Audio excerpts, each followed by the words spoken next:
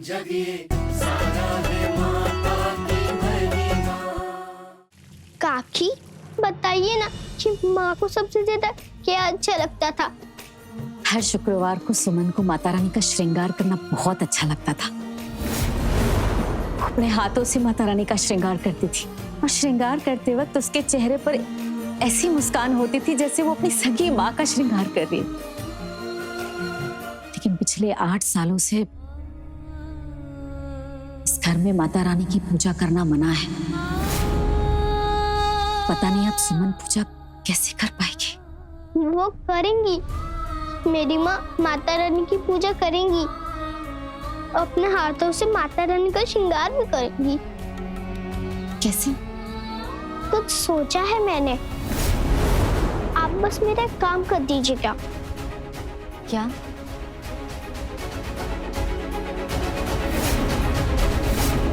ठीक है? ठीक।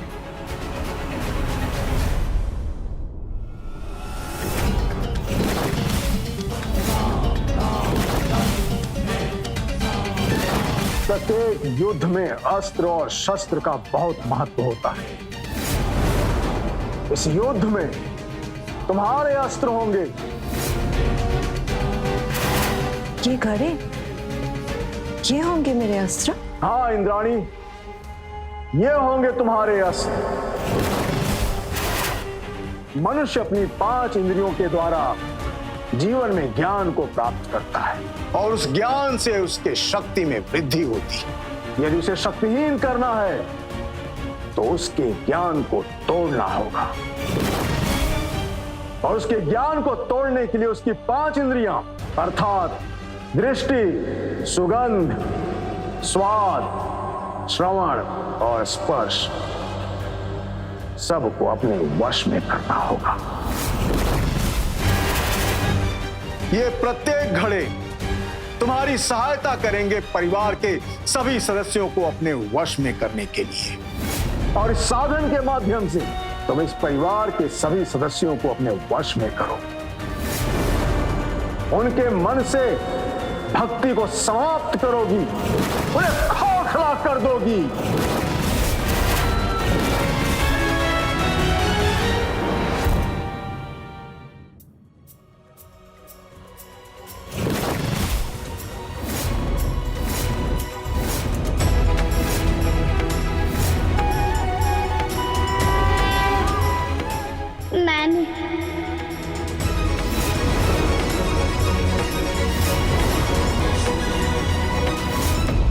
आपको माता रानी का श्रृंगार करना बहुत अच्छा लगता है ना? तुम्हें कैसे पता ये सब? इससे तुम्हारी बहुत फिक्र थी। ये मुझसे पूछ रही थी कि ऐसी कौन सी चीज है जो तुम्हें सबसे ज्यादा खुशी देती है। मैंने बता दिया।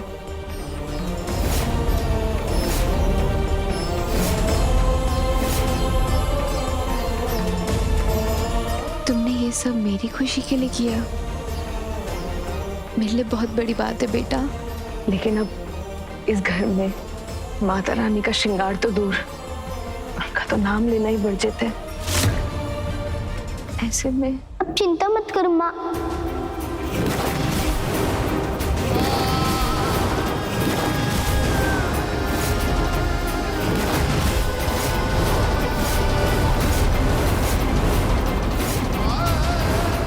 मालकिन माता रानी की पूजा तो कहीं भी हो सकती है ना? नानी कहती थी मन चंगा तो कटौती में गंगा। साफ मन, सच्ची भक्ति और श्रद्धा होनी चाहिए बस।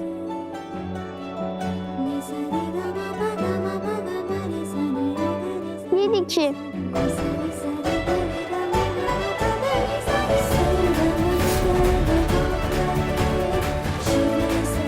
ये सब तुमने सजाया है?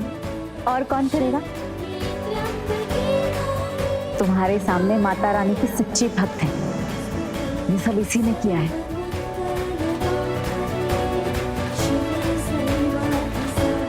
सच में बेटा, तुम्हारी भक्ति बहुत सच्ची है, तभी तुम ये सब कर पाई।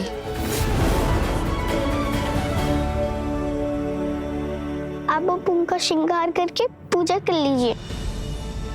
माता रानी की पूजा करने से उन्हें उनके भक्तों को कोई नहीं रोक सकता।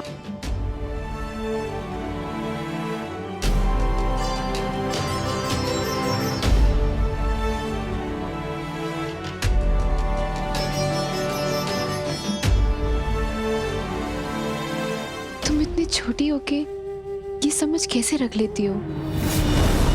तुमने मेरे मन की बात कैसे जान ली? क्योंकि हम दोनों एक तार से जुड़े हैं। कौन सी तार? माँ, माता रानी की भक्ति के तार से।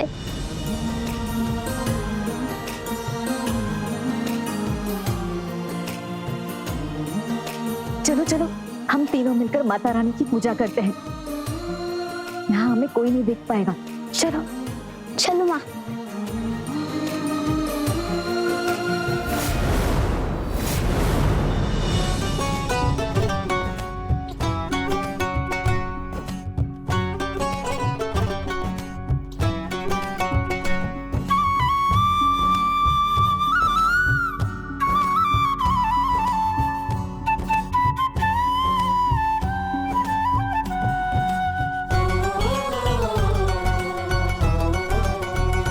कोई माने या ना माने माँ,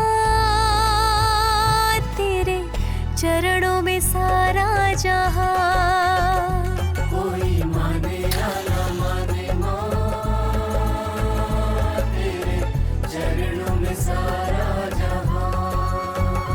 सारे दुष्टों का तो काल है, तेरे भक्तों की पर ढाल है। माता रानी दया की है प्रतिमा, जग ये सारा है माता की महिमा।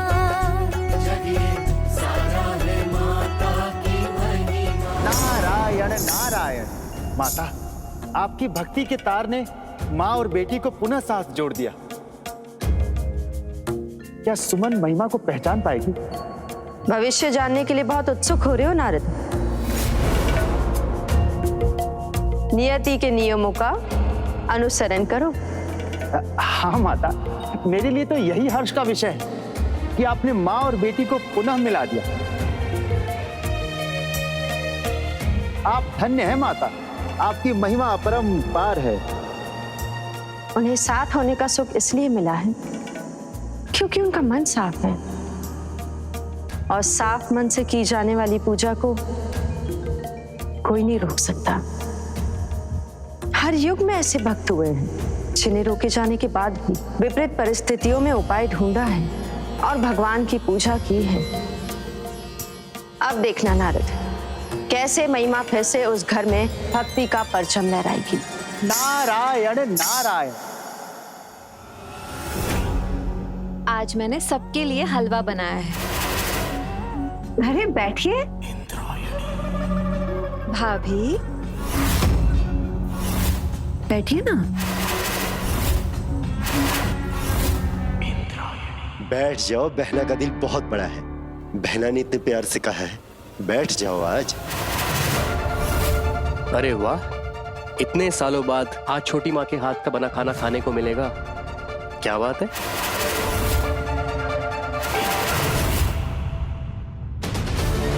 इस हलवे के अंदर कालजयी महाराज द्वारा अभिमंत्रित की हुई लौंग है, जिससे ये सब लोग मेरे वश में आ जाएंगे। फिर मैं इनके मन से भक्ति को मिटा पाऊंगी।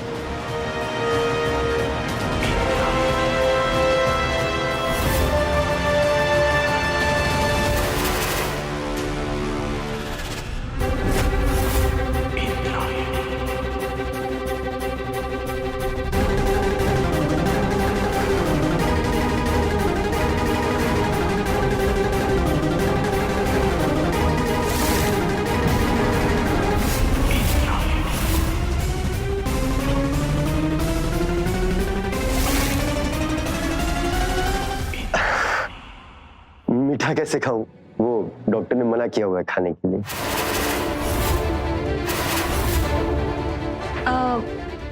कल तुम्हारे लिए कुछ नमकीन बना दूंगी भैया, ठीक है?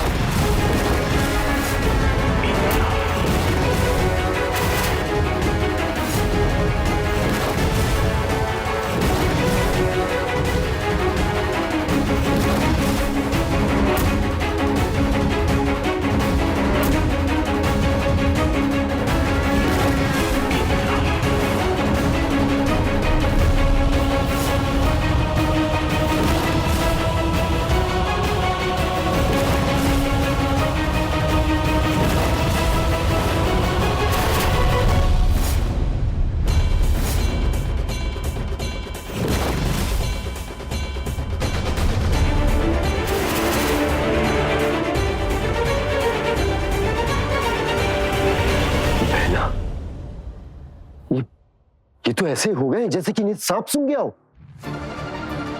ये सब अब मेरे वश में हो गए हैं। अब मैं इनसे कुछ ऐसा करवाऊंगी कि इनके मन से भक्ति पूरी तरह से खत्म हो जाएगी। मेरे गुरुजी कालजय महाराज यही राह सुझाई है। अब ना वो पत्थर की मूरत या कोई उनका भक्त मेरे राह का रोड़ा नहीं बच सकता। ऐसा डसे इंद्रायणी कि कांटा मांगे ना पानी।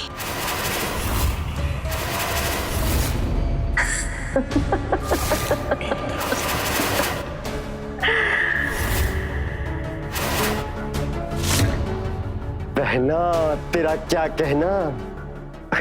एक बात तो बुरा ना माने तो पूछूं,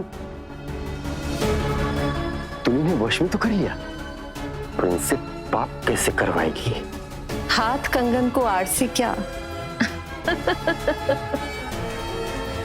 खुद ही देख लो। खड़े हो जाओ।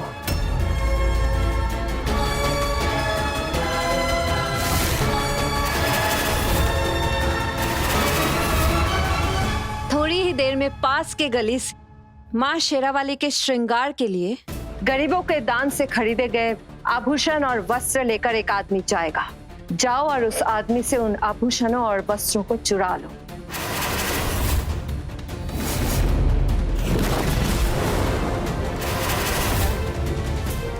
और याद रहे, बिना गहने लिए यहां वापस मत आना। भले उन्हें हासिल करने के लिए उस आदमी की तुम्हें जान ही क्यों न लेनी पड़े।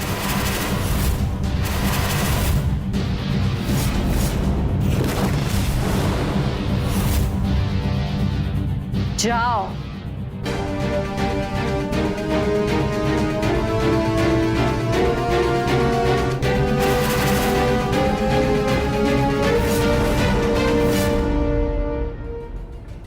पाप और भक्ति दिन और रात की तरह होती है नारद, एक साथ कभी वास नहीं कर सकती।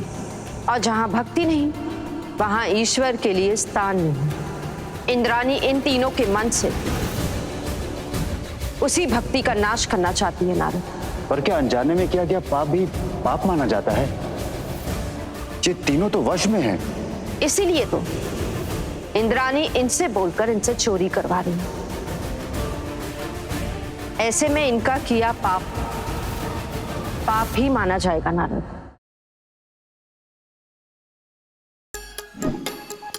Like, share, subscribe and click on the bell icon to never miss an update from Nazara.